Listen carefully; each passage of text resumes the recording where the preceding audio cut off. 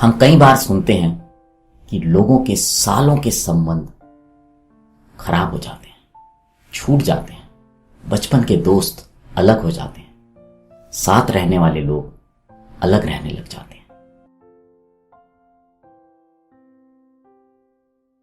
Radio Dwarka परिवार के सभी सदस्यों का मेरा नमस्कार।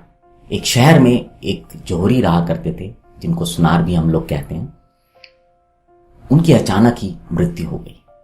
उनकी मृत्यु के बाद उनके परिवार में उनकी पत्नी और बेटे को बहुत सारे कष्ट झेलने पड़ रहे थे।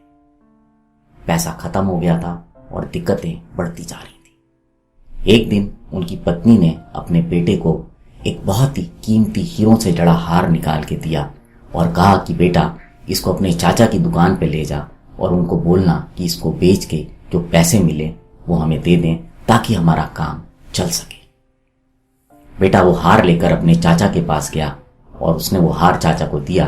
चाचा ने बहुत ही ध्यान से उस हार को देखा, परखा और उसके बाद उन्होंने अपने भतीजे को बोला कि बेटा, अभी जो है ना बाजार में इसके अच्छे दाम नहीं मिलेंगे, इसे तुम ले जाकर घर में रख लो, बाद में जब बाजार तेज होगा तब इसको बेच देंगे। उसके साथ ही चाचा ने अपने भतीजे को कुछ पैसे भी दिए और बोला कि कल से तुम मेरी दुकान पर आ जाना और यहाँ पर काम सीखना। भतीजा अगले दिन से चाचा की दुकान पर आकर काम करने लगा और धीरे धीरे वो काम को सीखने भी लगा। लड़के का दिमाग बहुत तेज था और बहुत ही समझदार था। कुछ ही समय में वो अपने इलाके में इस बात के लिए प्रसिद्ध हो गया कि इस लड़के को हीरे जवाहरातों की बहुत ही अच्छी पहचान है। समय बीतता रहा और हीरे जवाहरात की कीमत भी बढ़ने लगी। एक दिन अचानक ही उस बेटे को ध्यान आया कि क्यों ना मां का रखा हुआ वो हार अब मैं बाजार में बेच दूं और उसके बाद जो उससे पैसे मिलेंगे उससे मैं अपना काम शुरू कर लूंगा। ये सोचकर जब वो अपने घर गया और घर जाके उसने वो हार निकाला और देखा तो उसकी हैरानी का ठिकाना नहीं रहा।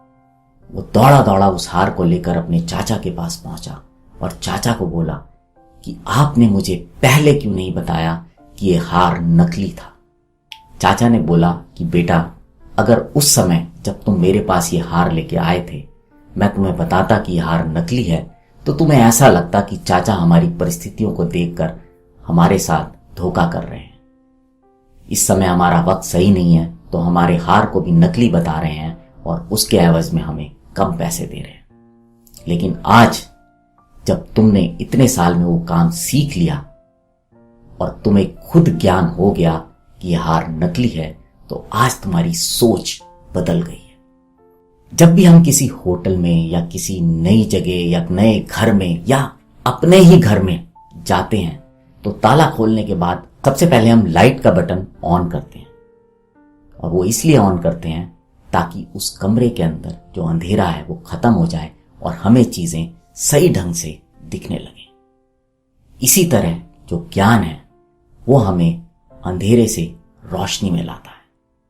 ज्ञान हमें चीजों को देखने की, समझने की शक्ति को बढ़ाता है। तो आप चाहे जीवन की किसी भी यात्रा पर निकले हों, ज्ञान के दंड को अपने साथ रखिएगा, क्योंकि अगर ये ज्ञान आपको रास्ते में रोशनी दिखाता रहेगा तो आपके अपनी मंजिल को पाने की संभावना उतनी ही बढ़ती जाएगी। अगर ये कहानी अच्छी लगी हो तो इसको लाइक कीजिएगा, शेयर कीजिएगा और अगर अभी तक आपने रेडियो द्वारका को सब्सक्राइब नहीं किया है तो मैं आपसे निवेदन करूंगा कि रेडियो द्वारका के चैनल को सब्सक्राइब भी कीजिएगा। अब आपसे विदा लेता हूं। अगले हफ्ते फिर मुलाकात होगी किसी नई कहानी के साथ। तब तक बने रहें रेडियो द्वारका के साथ।